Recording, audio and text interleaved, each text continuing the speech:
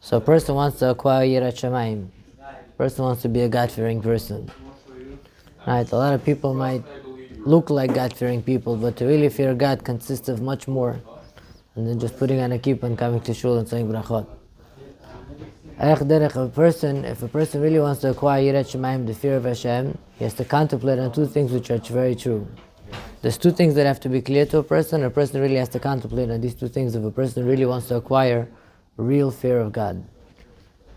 One is to know that Hashem's presence is and fills the whole entire world. There's no place in the whole entire world that's void of Hashem's presence. When Hashem first created the world, HaKadosh Baruch Hu had to minimize, HaKadosh Baruch Hu had to sort of minimize the strength of His presence in this world, and the strength of His presence comes into this world through a filtering process called the Sfirot, right? But HaKadosh Baruch Hu's presence is everywhere in this world. Right now, everywhere you are, like David HaMelech says, that even when a person goes to the deepest levels of Gehenna, Hashem is there as well.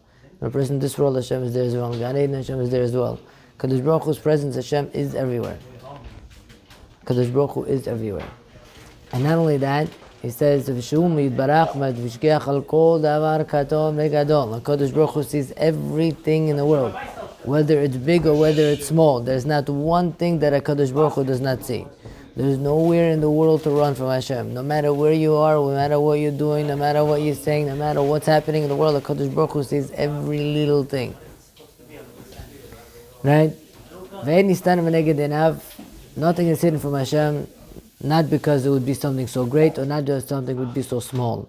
To HaKadosh Baruch Hu, there's no difference whether something is respectful or grateful. HaKadosh Baruch Hu sees everything equally without any differentiation. Hashem sees everything. This is called a God-fearing person.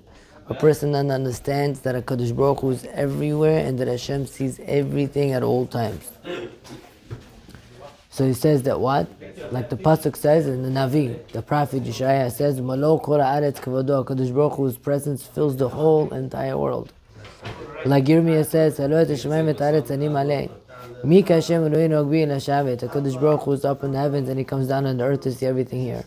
That HaKadosh Baruch Hu is everywhere, at every moment, at every second of the day, 24 hours a day, 7 days a week.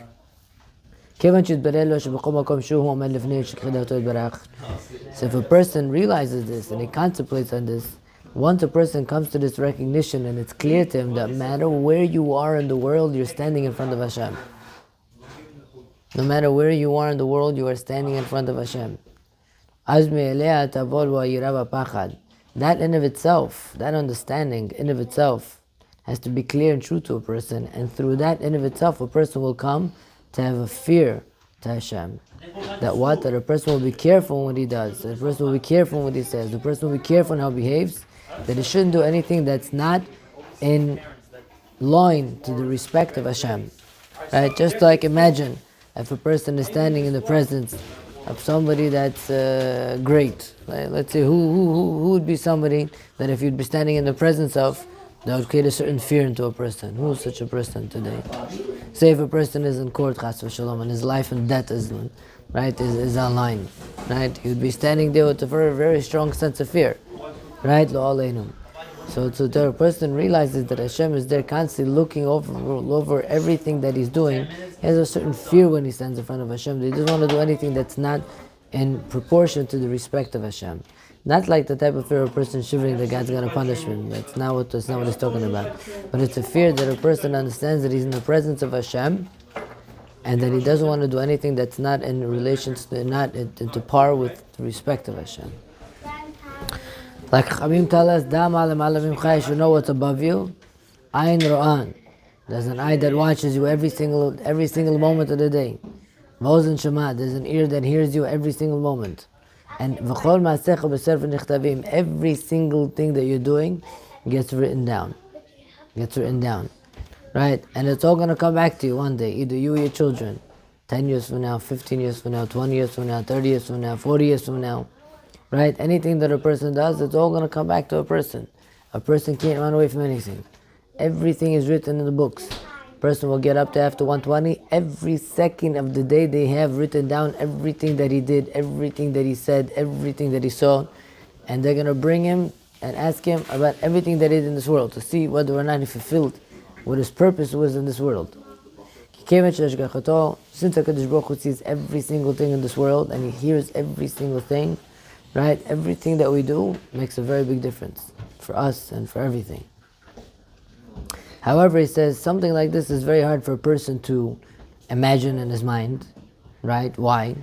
Because the person is bound by a person's senses. We don't understand this concept of infinite. We don't understand this concept of being everywhere at one time and hearing everything, seeing everything at once. How could you understand that HaKadosh Baruch Hu is right here, right now? At the same time he's in Israel, at the same time he's in Australia, and at the same time he's watching over the Hashem in hell, and at the same time he's in heaven. How could you understand such a thing? Right? For a person's mind to understand such a thing is very difficult. Why? Because a person is bound by his senses. A person can only understand what a person's senses allow him to understand. More than that, a person does not have the capability to understand. Right? It's like taking a person that's blind and trying to explain to him what this world looks like. Is he going to understand? Of course he cannot understand, because he's limited. Right? So we're limited. We can only limited by our senses. We can only understand what our senses let us understand. Anything that our senses don't detect or don't understand automatically tells our brain that this is not here. Right? It gives that automatic message to the brain. But I'll give you an example. Imagine when a person is in a dream. Right? A person's in a dream. Whenever you're in a dream, you could be in 20 different places at one time. You ever had those type of dreams? Right?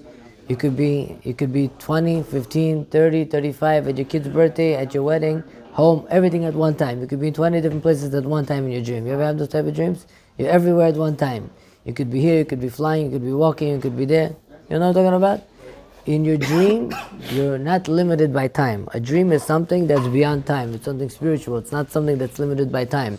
Therefore, you find in your dream, like you could call it 4D, 3D, whatever you want to call it. Right? Therefore, a person will find when he's dreaming, he can be in so many different places and doing so many different things all at one time. Or just a little bit of idea of what it means that the spirituality is not bound by time. It's not bound by senses. Kadosh Baruch Hu is everywhere at all times. Even though our senses might have a hard time being able to put together such a thing because it's beyond our senses. But he says if a person will constantly think about it and constantly live with this understanding and this recognition that he's walking in front of Hashem and Hashem fills the whole entire world, eventually it will engrave itself into a person to be able to understand that HaKadosh Baruch Hu is everywhere at all times. But if a person is not thinking about it, a person is not living with that conscience, if the person is not constantly being aware that he's in the presence of Hashem, right? As the person is not being aware of it, as the person is not being conscious of it, it slowly goes away from a person. If a person wants to strengthen this idea, if a person wants to strengthen this knowledge that HaKadosh Baruch Hu is constantly watching a person, Hashem is everywhere at all times, the person needs to constantly be thinking about it. If a person is not constantly thinking about it, it's an idea that's going to slip out of a person's mind very quickly. Like most people, they live in this world. They don't live with this world with this hakara, with this recognition that Hashem is everywhere and they're doing everything that they're doing is in front of Hashem. If they would be living completely different lives, right? But they don't. But who's considered a real Yirei Shamayim? What's considered Yirei Shamayim? When a person lives with this recognition that HaKadosh Baruch Hu is watching every single thing that he does, every single day, every single moment.